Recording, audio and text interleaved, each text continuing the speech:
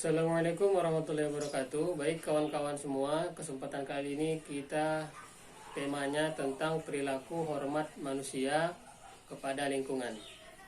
Oke, saya video kali ini berbeda dari video sebelumnya karena saya akan menulis secara manual, yang dimana nanti kawan-kawan apabila ingin seperti ini bisa juga diterima. Oke, ini kita membahas tentang ekonomi sumber daya alam dan lingkungan hidup. Pertama, ekonomi ini pada dasarnya berarti diartikan sebagai zon politikon.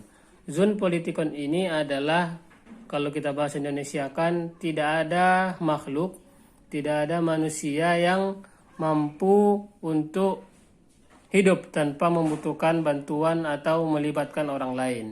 Sama artinya, lebih jelasnya dibuat kepada sosiologi. Sosiologi ini adalah kegiatan-kegiatan manusia atau kegiatan-kegiatan masyarakat. Sementara yang kita hubungkan dengan mata kuliah kita adalah ekonomi, sumber daya, alam, dan lingkungan hidup. Ekonomi sumber daya alam dan lingkungan hidup ini sama juga kalau jika kita artikan, hanya saja kita tambahkan zon politikon tadi itu menjadi ekologis. Berarti tidak ada manusia, tidak ada makhluk yang mampu hidup dengan sendirinya tanpa membutuhkan bantuan orang lain, kemudian harus memelihara semua makhluk yang ada di sekitarnya. Makhluk itu siapa saja? Makhluk itu bisa menjadi hewan, bisa menjadi tumbuhan, dan begitu juga dengan manusia.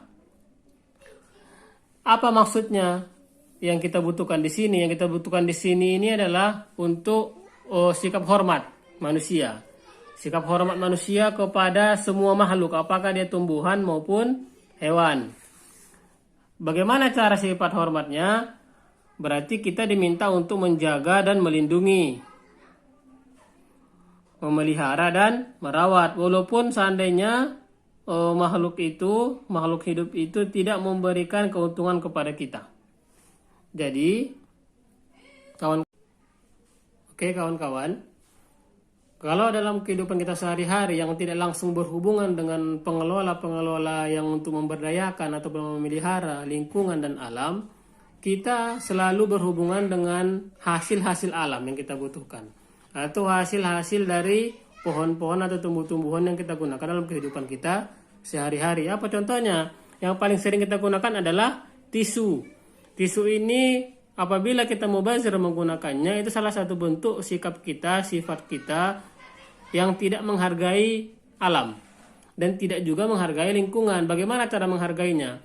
Kalau kita sadar seperti tisu ini menggunakannya dengan seperlunya saja, itu berarti kita menggunakannya yang tidak bisa digantikan dengan kain misalkan. Apakah kita berada di suatu tempat tertentu? Selama bisa kain menggunakan untuk melap sesuatu air apapun itu, kalau kita menggunakan kain dengan tujuan kita ingin memelihara supaya tisu itu tidak terlalu banyak keluar, berarti itu salah satu bentuk sifat kita dalam menghargai lingkungan. Oke, begitu juga lah dengan contoh-contoh yang lain. Apakah dia meja, apakah dia lemari yang datangnya memang dari kayu, dari pohon atau yang lainnya.